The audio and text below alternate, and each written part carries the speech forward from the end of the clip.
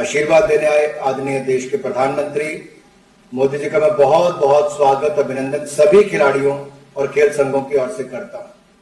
माननीय प्रधानमंत्री जी, आपने सदा, चाहे वो टोक्यो ओलंपिक्स हो, पैरालंपिक्स हो, टीम के जाने से पहले आपने खिलाड़ियों का उत्साहवर्धन भी किया, मनोबल भी बढ़ाया और भारत के खिलाड़ियों ने ओलंपिक्स और पैरालंपिक्स में भारत का मान सम्मान भी बढ़ाया, तिरंगे की मान शान भी बढ़ाई।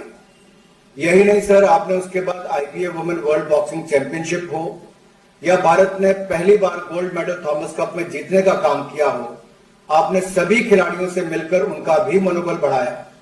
दुनिया के शायद ही किसी देश में ऐसा होता हो जहां देश के प्रधानमंत्री वहां के खिलाड़ियों का मनोबल भी बढ़ाते हो, चाहे वो मेडल जीत कर लाएं या ना लाएं, टूर्नामेंट से पहले हो या बाद में हो, सदा आपने खेल और खिलाड़ियों को बढ़ाने का काम किया।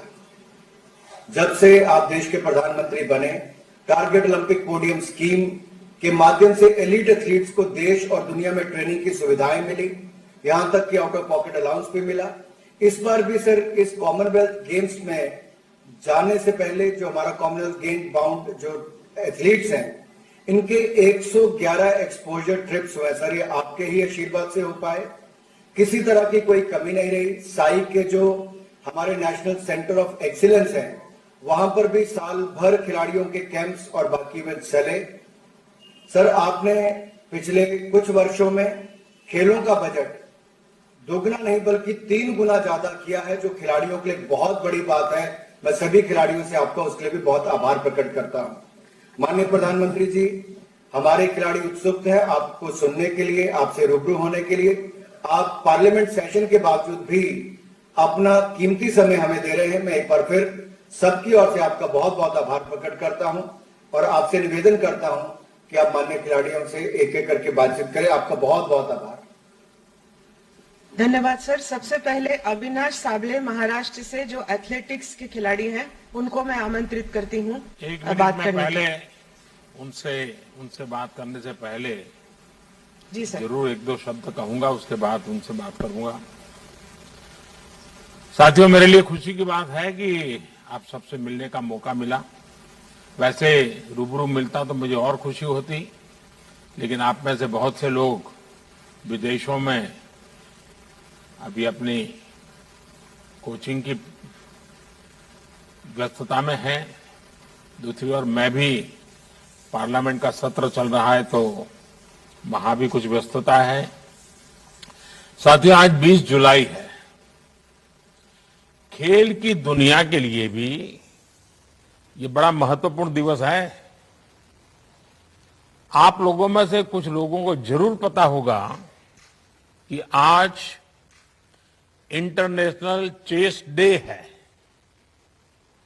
ये भी बहुत दिलचस्प है कि 28 जुलाई को, जिस दिन बर्मिंघम में कॉमनवेल्थ गेम शुरू होंगे, उसी दिन तमिलनाडु के महाबलीपुरम में चेस ओलंपियाड की शुरुआत होगी। यानी आने वाले 10-15 दिन भारत के खिलाड़ियों के पास अपना दमखम दिखाने का, दुनिया पर छा जाने का एक बहुत बड़ा सुनहरा अवसर है। मैं देश के प्रत्येक खिलाड़ी को बहुत बहुत शुभकामनाएं देता हूं।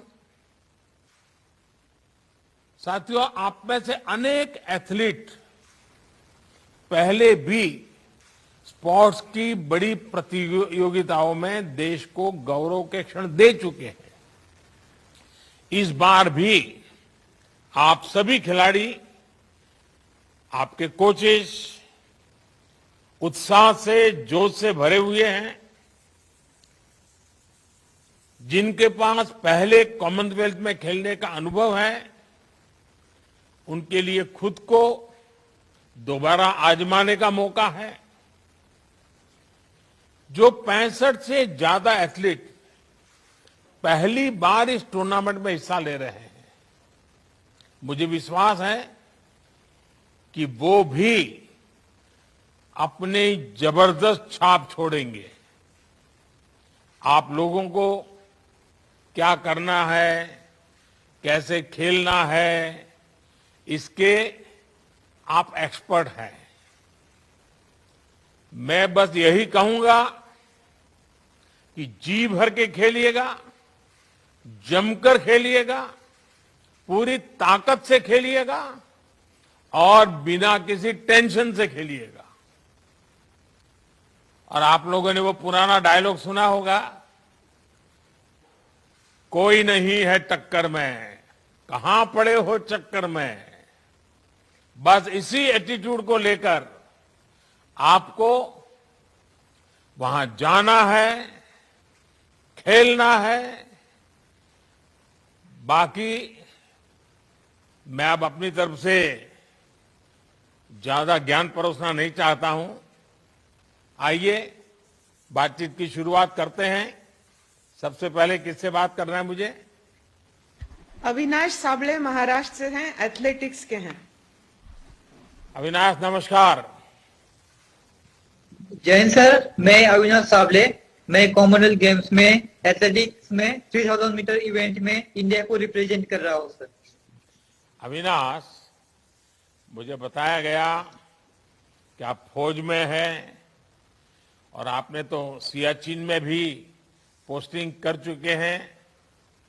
महाराष्ट्र से आना और हिमालय में ड्यूटी देना, पहले तो मुझे इस विषय में बताइए अपने अनुभव। जी सर, मैं महाराष्ट्र का बीड जिले से हूँ और मैं 2012 में मतलब भारतीय।